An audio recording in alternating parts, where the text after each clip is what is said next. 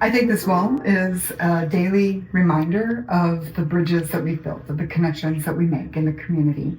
Many of these people continue to come back to us. If not physically in the building, they call, they stay in contact. I think it's a testament of the love and support our families feel. Once they come in here, we want them to catch their breath. And then we work on their stability. And this is a testament of, with all the smiles, of the memories made. And many of the families that do come in, at first don't feel that connection, don't have that love. And by the time they leave, they have it.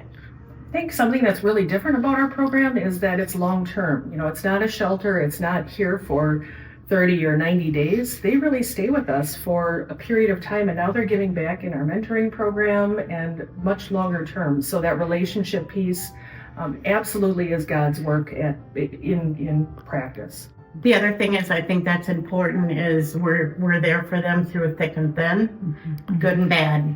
You're having a bad day, you're welcome. Yeah. Let's talk through it. If you're having a good day, we want to hear it. So I think often people don't know how to fall down and then get back up.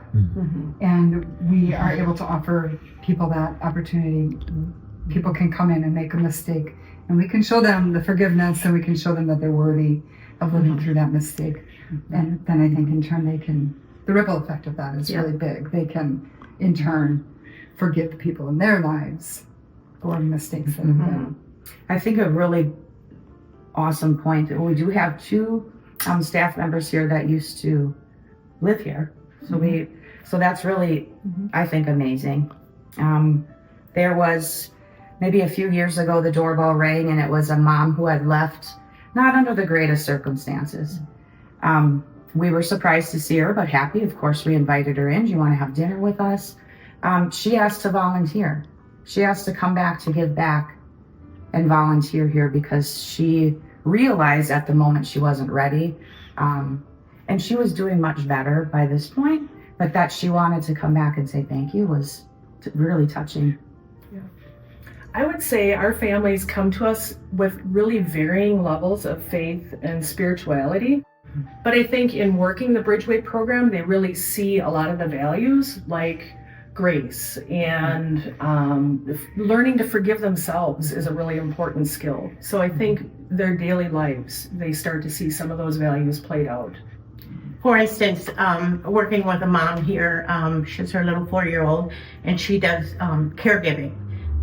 And one of her clients has recently gone into hospice, and she was very sad, and she texted me and said, "Oh my God, God's with me today.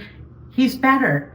Another example, I think she texted and said, "This happened to me today. So many good things are happening. God's with me." So just that, her belief, and it's like, he's there with me. So it's another example. We do family prayer at the table. There's a meal every night. Do family prayer, ups and downs. The kids fight about who's going to pray first. They're like, I want to pray. So that's a really important piece, that the moms and the kids all pray together. Yeah. And we often hear from families who leave us that they continue that.